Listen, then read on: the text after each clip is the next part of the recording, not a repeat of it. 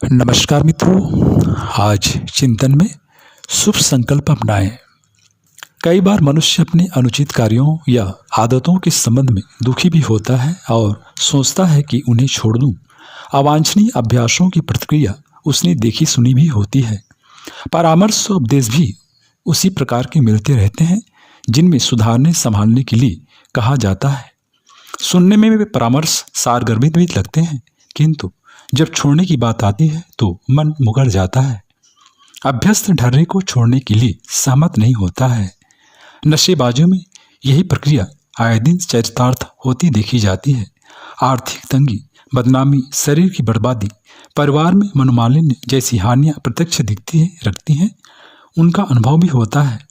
छोड़ने को भी जी करता है, पर जब तलब लगती है तब सब सोचा समझा बेकार हो जाता है। आदत उभर आती है और अपना काम करने लगती है। बार बार सुधरने की बात सोचने और समय आने पर उसे न कर पाने से मनोबल टूटता है।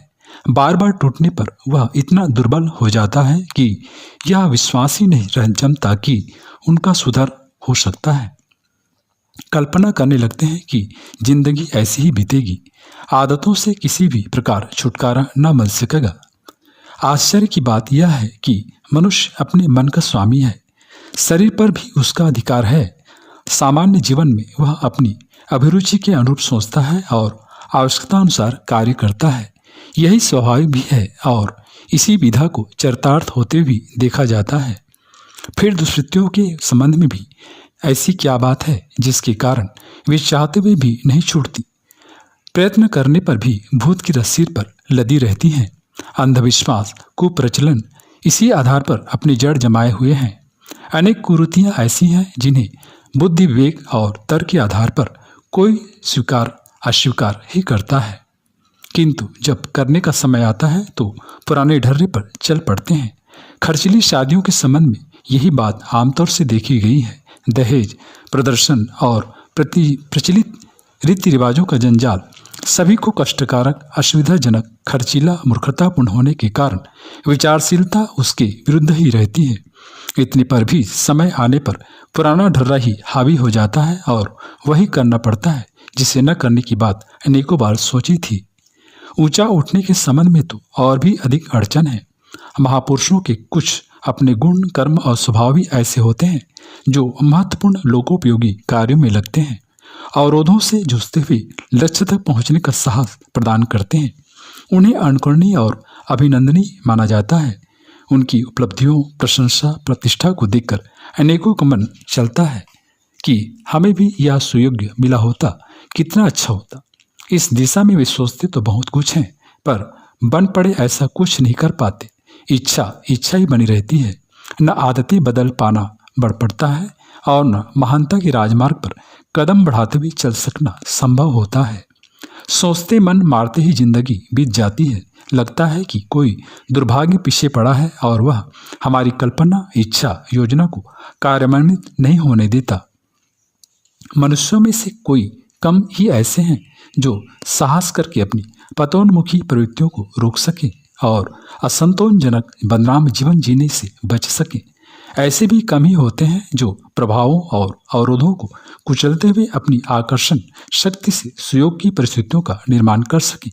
ऐसे व्यक्ति खोजने पर ही मिलेंगे जो प्रतिकूलताओं की परंपराओं के घेरे को तोड़कर उत्कृष्टता अपनाने और उसे मजबूती से पकड़े रहकर उच्च स्तरीय संकल्प का पूरा कर सकने में समर्थ हुए हों। विचारणीय है कि ऐसा क्यों होता है। जब इच्छानुसार आहार विहार, व्यवसाय, मनोरंजन आदि की व्यवस्था जुटाई जा सकती है, इस प्रकार के क्रियाकलापों को सहज ही करते रहा जा सकता है। अड़चनों से निपटते रहने का क्रम भी चलता रहता है।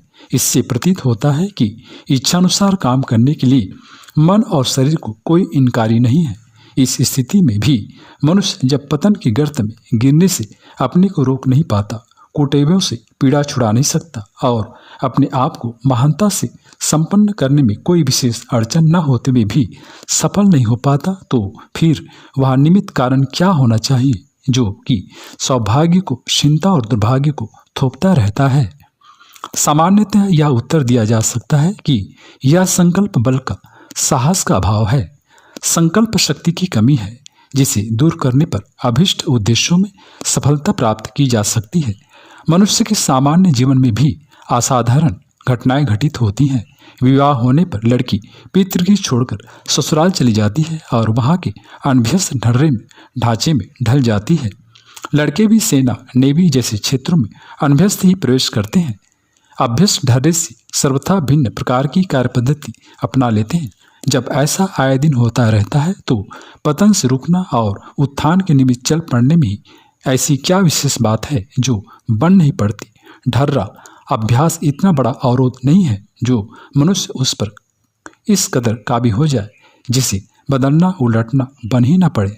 मित्रों, इस असमंजस का समाधान खोजने के लिए उथले उत्तर खोजने में काम न चलेगा।